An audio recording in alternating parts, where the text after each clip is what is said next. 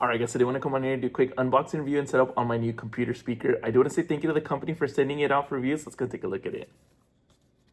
Let's check this computer speaker out.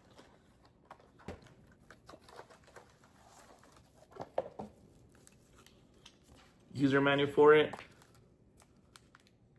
Type-C to USB adapter. And the actual speaker itself. Oh, that's cool. Got more info right on here. Guess it does have the USB, but if your computer or laptop only have Type-C, it does come with the adapter, so let's actually hook it up. So a couple of things I wanted to say about the speaker. It is USB powered, no battery, no charging, no hassle. You plug it into your laptop, desktop, or even a power bank and it turns on. It also includes a USB-C adapter, so it works with the newest MacBooks and Type-C devices right out of the box. And here's what the soundbar sounds like.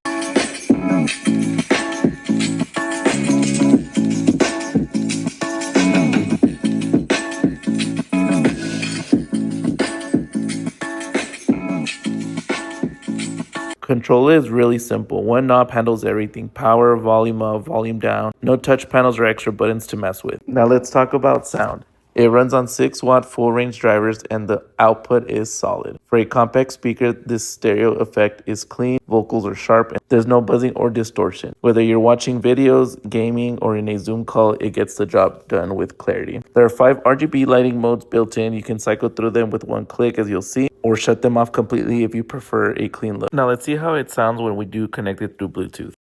Okay. Brandon, coming live from the Comedy Mothership here in Austin, Texas, for a brand new episode of Kill Time. Give it up for Party Hits.